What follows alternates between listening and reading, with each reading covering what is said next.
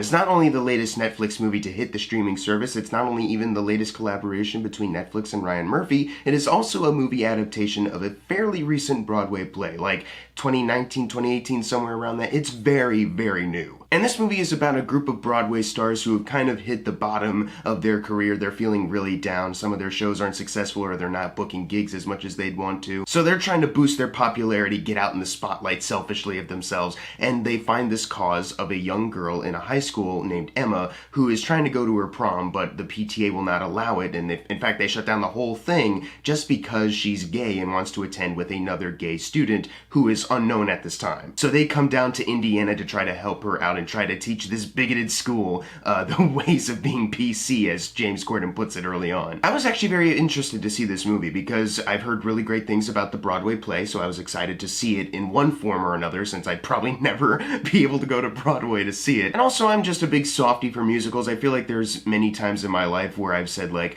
oh, musicals, who needs them? But really deep down, I've had a really big soft spot for musicals, especially movies that aren't musicals, but they manage to squeeze in a musical number for like no real apparent reason. Like Holmes and Watson is a really bad movie, but they have a musical number in it, and I was like, man, kind of makes me wish this whole thing was a musical. That was pretty damn good. It's got a great cast. It looked really fun from the trailer, so I was really interested in seeing it, but I was a little worried going in because of Ryan Murphy. Not really because he hasn't proven that he's talented before, especially when it comes to musical stuff. I'm not just referring to like the Hannah Banana song in American Horror Story Asylum, but he also produced the show Glee. He helped create that show. So I was sure that he had a good passion for musicals like anyone else who should be taking on this work, but I was really just more so worried because of the state of Ryan Murphy's productions, how there's just so many of them and it seems like he's involved with a lot of things. Luckily, he wasn't involved like with the script, like adapting the script from the play to the movie, so at least there's that to kind of chill off of. But at the same time, he's directing episodes of Hollywood and The Politician and American Horror Story and writing a lot of them.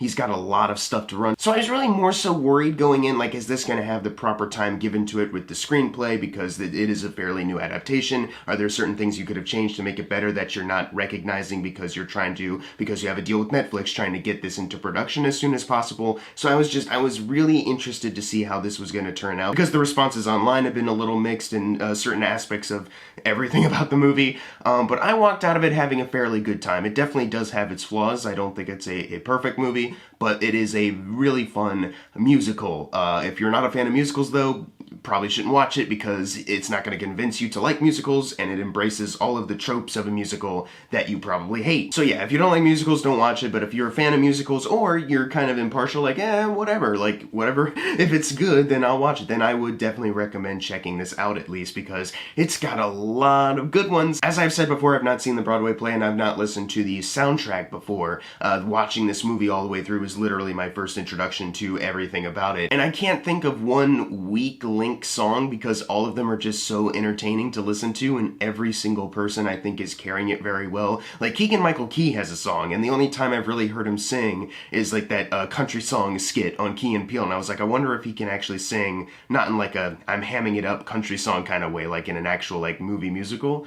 kind of song, and he can pull it off really well, and he's also a good addition in the movie too. He's got a lot of great scenes with Meryl Streep, and Meryl Streep is just so much fun. The thing about her character and the other Broadway people is that they're really making fun of like the elite of liberal Hollywood or Broadway that are just kind of, they're so in this state of mind that they're kind of shut off from the rest of the world. And the way they view like Indiana, like they just start describing it as like, oh, it's like a redneck, like a losing teeth, cousin loving kind of place. I was like, holy shit, like they're just so in this elite space that they're just willing to think up of anything. Like Indiana, I didn't see, in this movie at least, I didn't see any like obvious rednecks with like poor teeth and inbred children or anything like that. But it just goes to show in a more goofy way that the intolerances faced with the bigoted parents not letting the gay student go to a prom, there is still a bit of intolerance or like a nose in the air kind of attitude when it comes to elite people. Like they just assume that anyone they disagree with politically must be like a hick country farmer kind of person. And these characters are a lot of fun. Despite them being narcissist characters, they are a lot of fun to watch. And Meryl Streep was really channeling like Liza Minnelli a lot in like the way she was acting and her singing. She's really great. and seeing her kind of change, but in a comedic way, it is really nice. I gotta say, one of the standouts for me, though, in this movie was Andrew Rannells, who plays a character named Trent. And there's a song that he has where he kind of confronts some school bullies. He just kind of shows up. Like, it just kind of implies that he's kind of, like, been watching him, like, this is the perfect time to strike. But, you know, it kind of works because he starts singing to them about, like, the hypocrisies in what they believe and starts to open up their mind and explain kind of why they're so close-minded in school. And he's so good. Like, the song is so much fun. Like, he's got that kind of voice, like, you think he's kind of hit his high at one point, and then the end of the song comes, and that's even bigger, and it's like, holy shit, he's got such a great voice. I'm sure he must be experienced with Broadway, or at least musicals in some way. I haven't done much research on him, but I want to see more of him. He's really, really, really good. And he's responsible for what is, like, my favorite line of the entire movie, maybe, like, top 10 quotes of the entire year, even. And yeah, I won't spoil it for you, because part of it is in the trailer. A certain word is left out, though, in what he says, and it had me dying. I loved it. And then you also have James Corden, who recently in movies, yeah, not very good, you know, like Ocean's 8, that was, you know, fine, solid role for him to just walk in on in the last couple seconds, but he hasn't really been in anything great since he got his talk show. Into the Woods was pretty good for him, which is why I wasn't particularly worried about him in this movie. I thought he did a really good job. It's definitely his best work since Into the Woods. I thought he was really able to fully transform into this character, and there's certain emotional beats they hit with him. There's a lot of parallels going on with him and the main character, Emma, and although they're trying to do this selfishly to boost their image, there's a lot of personal reasons as to why they want to help her out as well. Other than it's just the right thing to do, there's just a little bit more under the surface too. And his character, it actually did make me kind of tear up a lot. There's plenty of moments in this movie that caused me to, like, start tearing up, because it's one of those movies where they aim for the heartstrings. There's a lot of dramatic moments too that where you're like, man, I would be crushed in that moment if that was me in there. So yeah, I totally get how they're feeling. Some people might criticize it for, like, that's emotional manipulation. They're making it so sweet and sad and junk. And I was like, it is a musical after all, you know. You kind of do have to swing for the fences as far as how much emotion you're going to add to it, you know what I'm saying? Like, I didn't feel emotionally manipulated. I was just vibing with the story. Jo Ellen Pellman plays Emma in this movie, the main character. And I don't recognize her from anything before. I know she's been in, like, one or two things, but I have not seen them. So this was my first introduction to her, and she's really good in this movie. And she does a really great job of playing this character.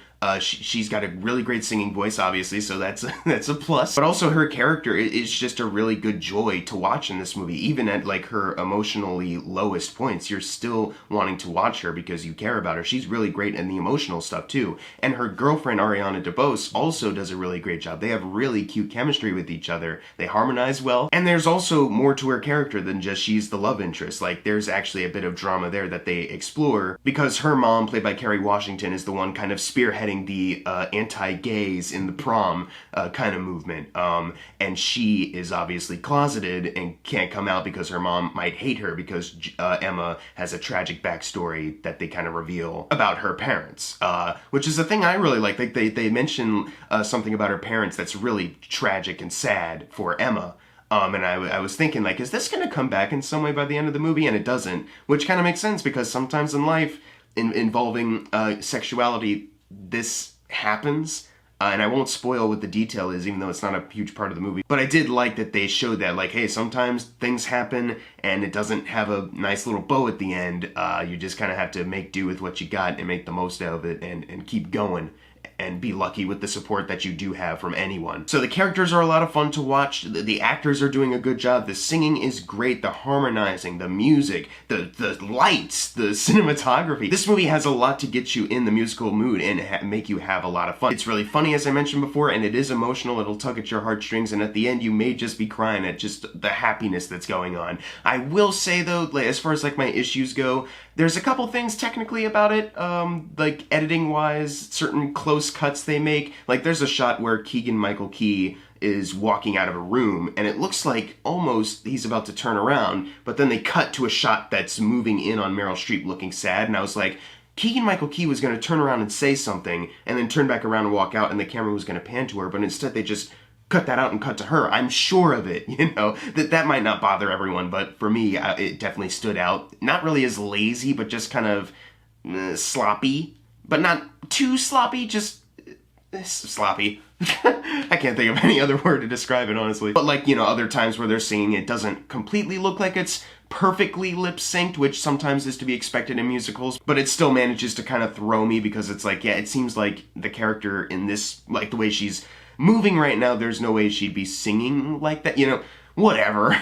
That's not going to be a problem for everyone, but what I do think might bug some other people is that we don't get a whole lot of time with Emma before the plot starts to move ahead. Like, the movie literally opens with the PTA voting, and then she's just kind of standing there shell-shocked like, oh shit, and then we just keep on rolling. Like, we don't really get a good proper introduction to her before that. Next time we see her, we have like an optimistic kind of song like, "Who, just breathe," and you see kind of her school life, and not everything is bad, but there's like 4 kids that pick on her, like 2 pairs of kids. And I think overall this movie could have done, I don't know if this is like exactly how the Broadway play is kind of played out, but I think we could have used like a bit more of like an opening scene, like we get more time with like her aunt who she's living with a bit more before we cut to her in school and singing a song about how she's gonna stay optimistic. Or just having a bit more time with her school life, because it seems like they're implying like it's a hard time anywhere in the school, but it just seems like there's, like I said, just the 2 pairs of kids that walk up and kind of mess with her. And even though that's bad, obviously, it doesn't seem like it's too bad. Okay, there is one moment where she plays dodgeball, and it seems like she's like completely by herself. She's getting fucking pummeled, and it's like, this is a little. Maybe we can explore the bigotry in this school a bit more, because it seems like it's just these 4 kids.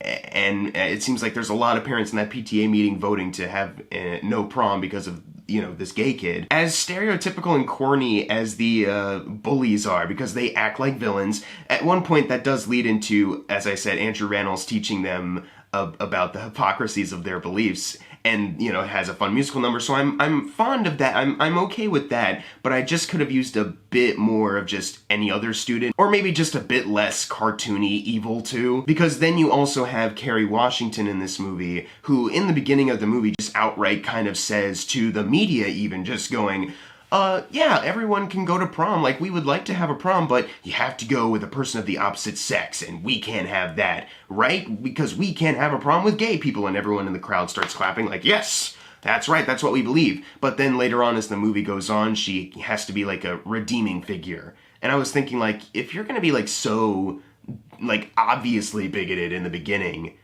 I don't really see the point of redemption. Like, if it was something like she's bigoted, but in a way that she has a warped mindset over, that someone can work out and overcome and try to be a better person, then yeah, sure, let's do that. But it seems like she's just anti-gay anything in the beginning, and it doesn't make the change any better at the end. Like, I thought her character just was really a weak link. They have like a very vague detail thrown in of like, well, maybe dad will come back if everything's perfect, right? Something like that. And it's like, that... okay, but we need more. I need a bit more. It's a bit too shallow. And speaking of shallow and maybe a little rushed, there's a moment where Emma has been spending a couple days with Nicole Kidman's character, and she mentions like, man, we've become such good friends in these past 5 days or whatever it is, and I was like, 5 days? Like, and they try to act like, yeah, we're BFFs now, but they haven't really hung out before unless it was like in a group sesh. Like, there's one part where she hangs out with James Corden for a day, but then all of a sudden it's like, actually, Nicole Kidman and I bonded really well. You just gotta take our word for it. Even though we're not gonna show how we've bonded, other than we're funny together. Although that does lead to an incredible musical number called Zaz with Nicole Kidman. It's really good. That's the thing, is that this movie is fun enough that anytime you're kind of like, well, I wish maybe they were spending a bit more time with it, it cuts to like a musical number and automatically you're having fun again, or they have another joke, or they've hit another emotional beat where you're like, oh, yeah, I can connect with that. So despite this movie's flaws, which I've mentioned, there's quite a bit, I still had a pretty fun time with this movie. And if you're a fan of this musical in particular, I'm not sure how much they've changed, if it's like a really good adaptation or if they've changed certain things. Either way, I'd say give it a watch for sure. I thought it was really fun, and for a year that has sucked so bad and is seemingly getting just a bit worse right now in particular, this is a good amount of like delight that I have needed. Jesus Christ. I'm gonna give The Prom a B-. It definitely could have improved in certain areas, mostly involving the screenwriting and also those technical things. Like, there's really no excuse for certain things to feel as choppy, because you're Ryan Murphy and you have like a gajillion dollars from Netflix. But overall, this is still a really fun movie, one I could see myself watching again and still having the same amount of fun with, and also tearing up about the same amount of times as I did the first time. But if you've seen The Prom, leave in the comments below what you thought of it, and as always, thank you guys for watching. Make sure to subscribe. I'm Jackson Fulcher. See you guys next time.